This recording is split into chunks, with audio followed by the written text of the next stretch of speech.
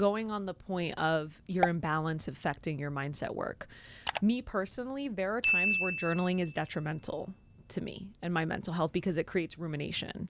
And so it goes back to knowing yourself, and it goes back to mindset work doesn't have to be journaling. Sometimes it's talking to a friend and them showing you the other options. Sometimes being like, but what about this? And like, that's your mindset work, is literally just talking to a friend. It doesn't have to be like you're journaling, you're writing, you're putting affirmations on the wall. Like sometimes it literally is talking to a friend and then being like, here are 3 options that I saw. What do you think about them? Yeah. And maybe you argue every single one, but at least you're doing something. At least you're that's a really good point. You may not like the other options. Yes. Oftentimes you don't. Oftentimes you don't, but I will often feel like physiologically my nervous system will calm down to be like, oh, it's not just the freight train that my brain is giving me. Yeah. Like there are other, like, I can get out of this. There are other ways of looking at this. Absolutely. Yeah. So I just wanted to like name like what is mindset work and how it can be helpful. And something I also wanted to name too is like, what can we do with these mental health issues? Like, what are our treatment options? And I think knowing that there's different options to your problems and there's different solutions to your problems is like going to encapsulate all of these. But there's life coaching versus therapy, which I want us to talk about. There's somatics, there's medication, plant medication, pharmaceutical medication, movement medication, all sorts of different medications, and then I think community. I wanted to talk about, especially like as a social worker, the difference between like life coaching and therapy. I've benefited from both. I know Kirsten has benefited from both as well. How it was taught to me, and I can see how we got here, and I don't necessarily agree with this. I'm going to contradict myself, but how it was taught for me was life coaching is about the present or about the future, like where do you want to go, what do you want to do, versus therapy is about the past. I have seen that it's a mix of both for both professions. Like my life coach has gone in the past, and in therapy I've talked about my future. So I don't think it's that black and white, but I do think from a training perspective, in therapy as a social worker, we have been trained to analyze how a patient got to where they are. That's a lot of our background and our training. And then from that extensive like excavating, then we kind of think about a plan forward, versus I think with life coaching it's the opposite. They'll think, okay, what are your goals? They'll try to push you, and not push you like physically, but they'll say, okay, let's take some action toward those goals. Oh, something's stopping you. Let's go back and figure out what happened. So I think you go in the same direction, like you get to the same end result. Just how you get there is a little bit differently as well.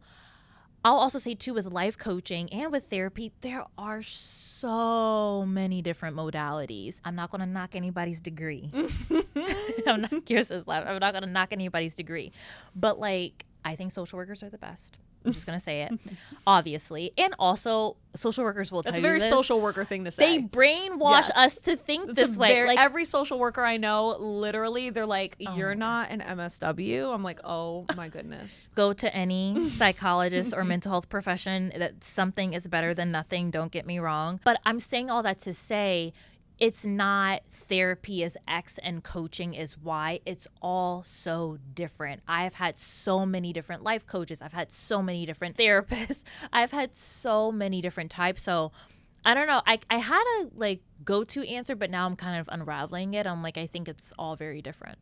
My thoughts are a little more based on personal experience, which is I actually, up until recently, had lost hope in therapy a bit compared to coaching. I experienced some harmful therapeutic relationships and really great coaching relationships that I felt, from a life coaching perspective, that I felt were solid and helped me more than therapy until I realized in my personal experience, well, there's a few things. First of all, you got to look around. Number one, you have to look around, and you do have to be your own advocate and know what schools of thought you want your therapist to have. You taught me a few, I'm forgetting them now, so I can't even name them, but you had taught me a few modalities to look for and to not look for based on my personality.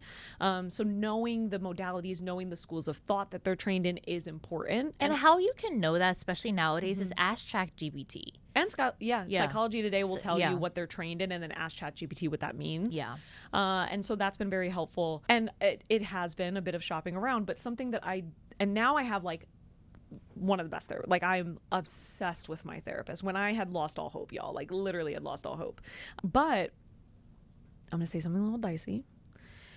Sometimes in my experience, therapy and life coaching, whichever one you have, may not do what you want it to do if you are backed up therapeutically. And so in my experience, I didn't really truly get the benefit of therapy and life coaching until I went through an extensive treatment program that was therapeutic, right? Where you had hours and hours. And it was 80 hours, right, of extensive treatment. And so with that said, what I learned from that, and actually the way I would differentiate it now as, you know, someone that's not in the field, if you will, the way I think of it as like a layman, is as a public school, you know what I mean? Stop. As a public school kid. She always says that. I always say that to her. I'm like, I went to public school. No.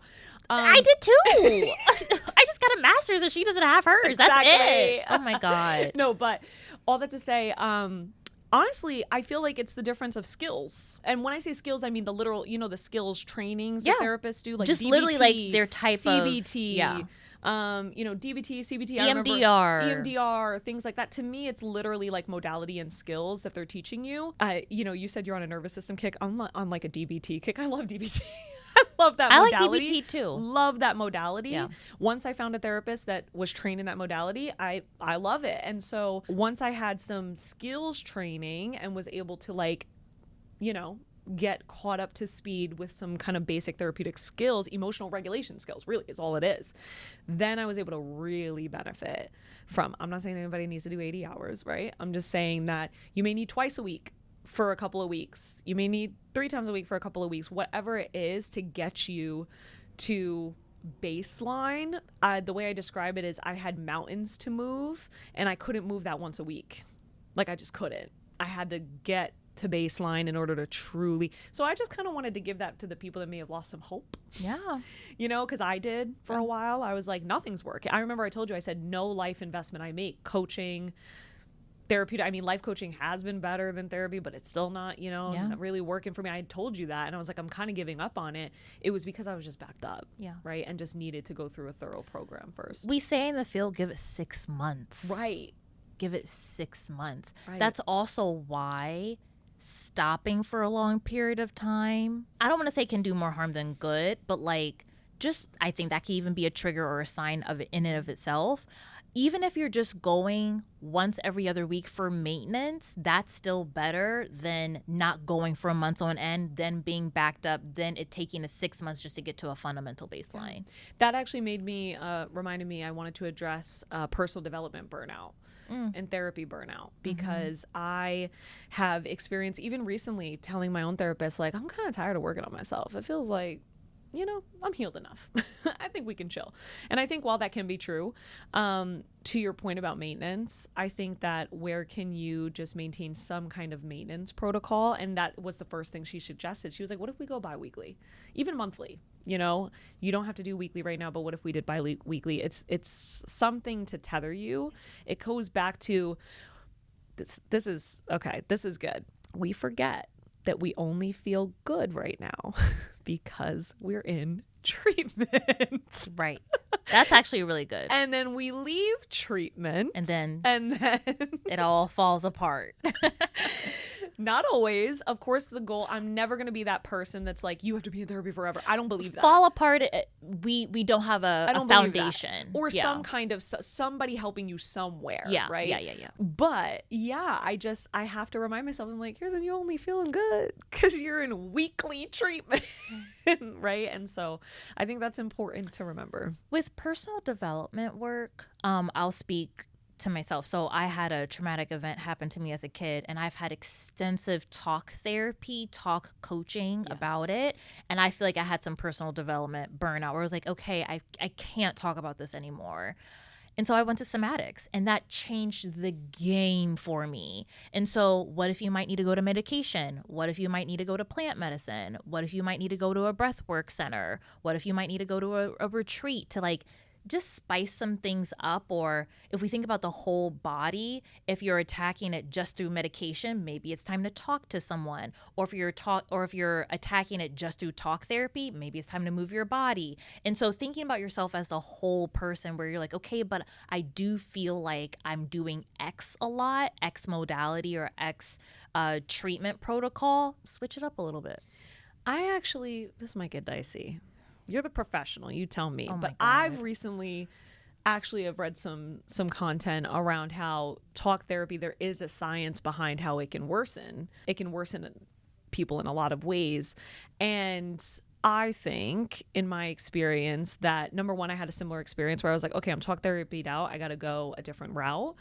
But I've also found that it deepens your talk therapy practice as well. Sure. When you're doing something else. So my personal philosophy doesn't have to be everyone's, but what I've been doing recently has been always having something else and talk therapy. No. Even if you're not in talk therapy, like coaching yeah. is a form If you're of talk. talking, yeah. Yeah, if you're talking, I think that even with coaching, like sometimes you got to move that coaching around too. Sometimes you got to have some somatics around that. Like, I just think that anything related to talking, I think should be just like with anything, like we're a whole body. My personal philosophy has been like, make sure you're addressing the whole body, and then, maybe just don't overly lean into one. Yeah. Potentially. But I'm curious your thoughts. No, that's fine. Yeah. I've been doing breath work for years. I've had a consistent, I joke with Kirsten, like I'm a 7-year yogi. People don't know that about me. Like I know all the poses in Sanskrit. Like I've gone to like retreats in the middle of nowhere. Like I'm a massive yogi. That's a big part of like what I do. Mm-hmm. I've done somatics, like literally working with a somatic practitioner where we don't talk. Mm-hmm. She's literally guiding me through practices in the chair, like doing all sorts of work. I've been doing that work for 4 years. So I'm big into the body. You know that your breath work, she had an event. Oh my God. She had an event and it was supposed to be a pajama party. I'm crying just thinking about it. We all did breath work. It was life-changing. When I tell y'all, I was open for too long. It was like a solid 2 weeks. I couldn't stop crying in a good way, though. It was the way I was releasing. Yeah.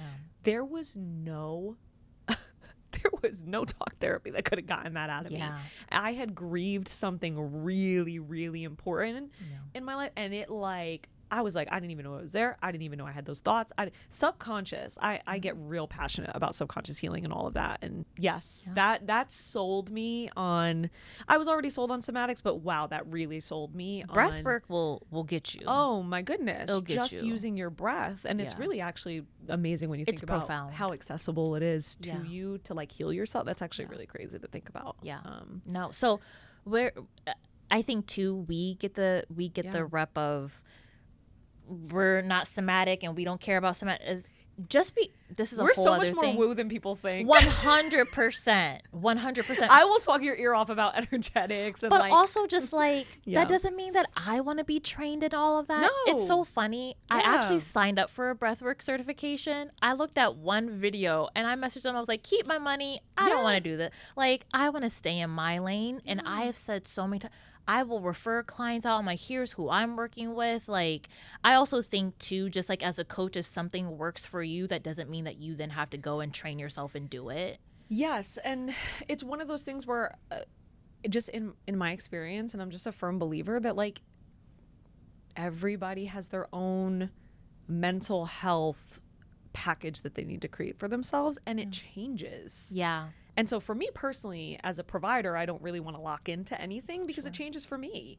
And so I think that you have to build your personal mental health kit, and it will evolve. Like, there have been things that I used to do for my mental health that I no longer do. There are things that I'm doing now that I, didn't think I would do before. Like, whatever. It's just that I think that you need to build your own kit.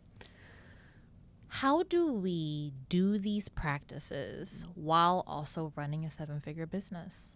My 7-figure business is the smallest part of my day. Wow. The majority of my day is nervous system regulation and healing. Okay, all right. I hear people being like, okay, that's good for you. What I was going to say is it's a decision. Yeah. And going into it being more preventative than I would like. So, like, I always joke with Somatics in particular, whenever I have that meeting on my calendar with my somatic coach, I'm like, I don't want to sit through that. Like, it's a lot. Like, it could be intense, right? Like, I don't want to sit through that, but I know the ramifications if I don't. Not to scare myself or to gaslight myself or force myself to do it, but it's a decision. Like, I'm choosing my mental health. I'm choosing to do these activities. I'm choosing to take the time for myself. I'm choosing to, take the time out of my day to find my third therapist because the other two didn't work out or whatever it is.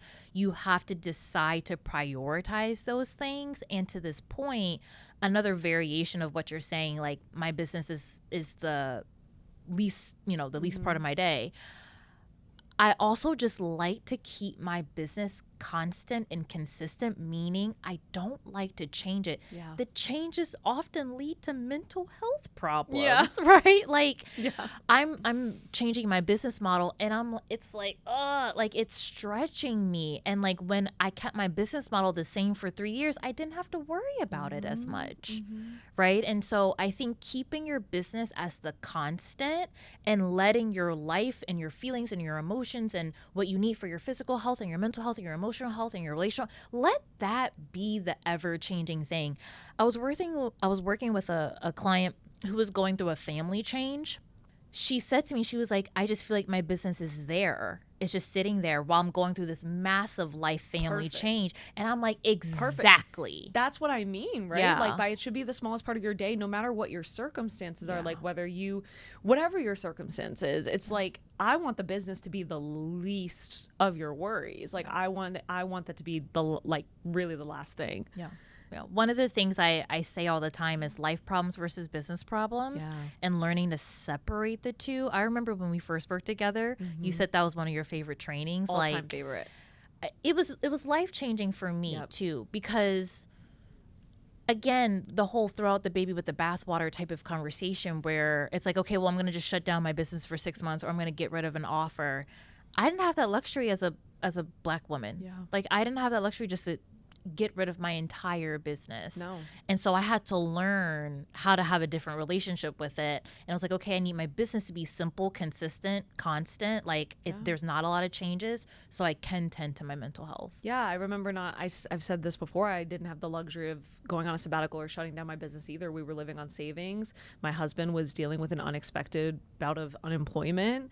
There was no option, right? Like, we didn't have investments to fall back on. We didn't have family to fall back on. Like, we weren't going to ask our family for help at that time. And like, there was no option. So I had to figure out how to heal my mental health while working. And that's the majority of people's circumstances, which is why I'm so passionate about this.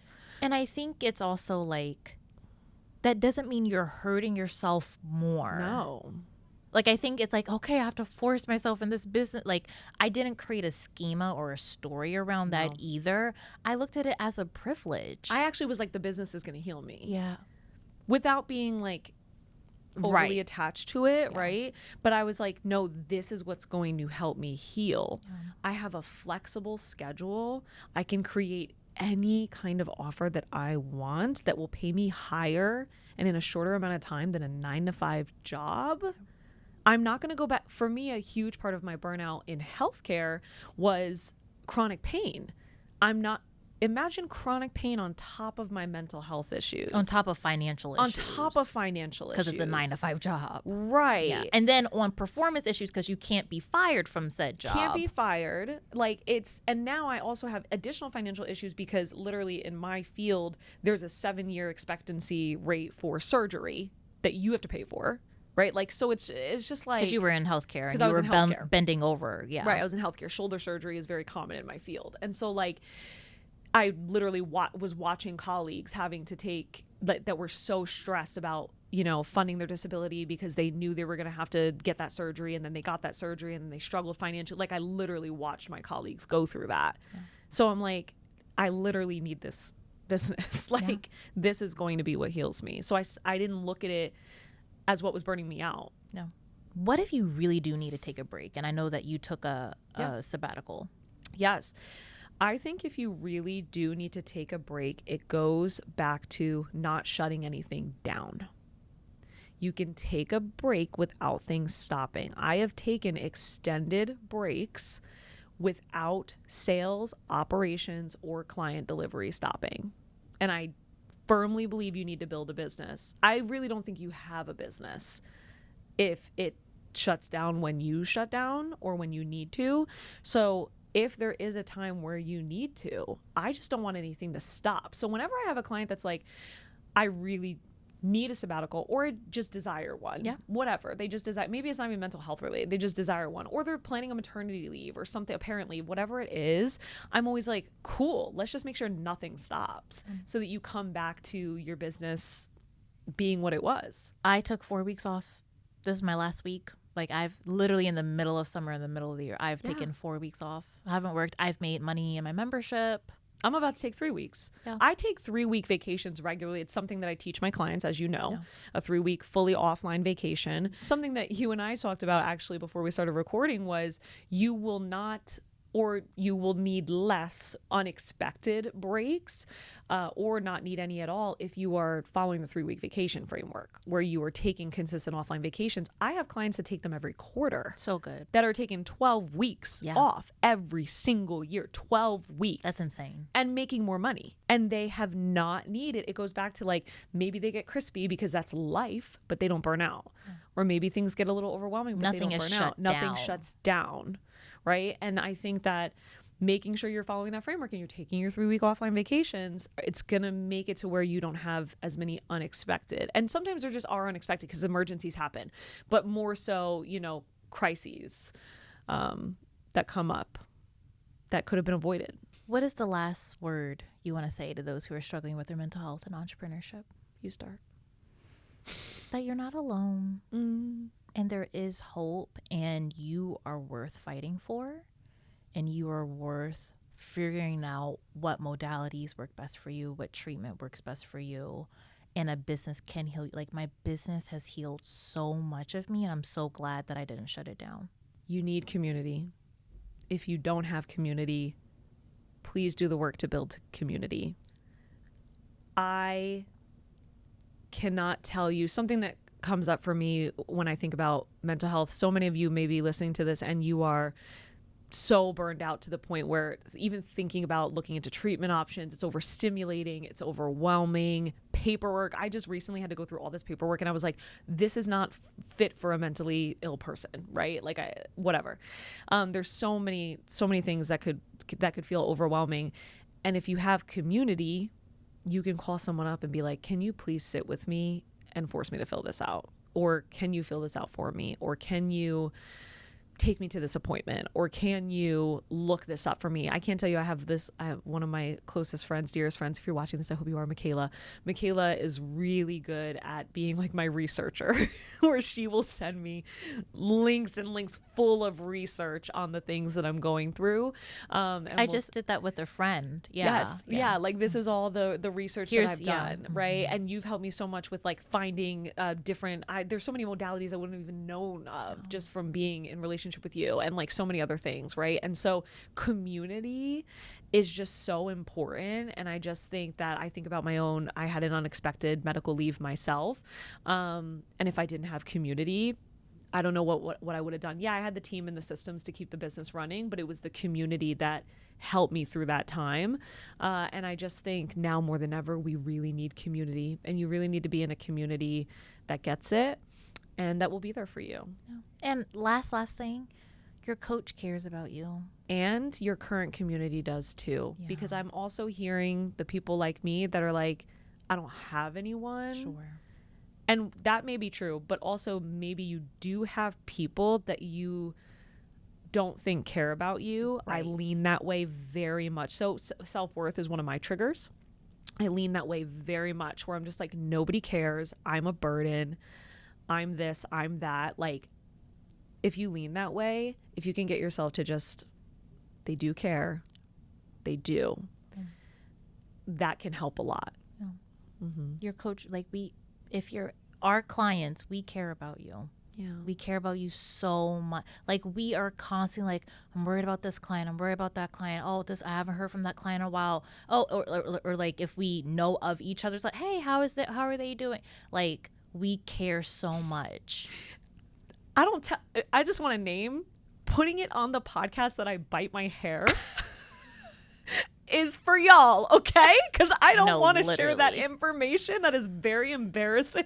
Literally. And like, it's because I'm trying to reach someone that can understand, someone that feels similar, or just someone that it can help. Like, even if it's just for the sake of me being transparent, like, we wouldn't do that. I feel like we both really put ourselves out here. Oh, yeah. Like, I'm definitely going to have a vulnerability hangover. It's because we care.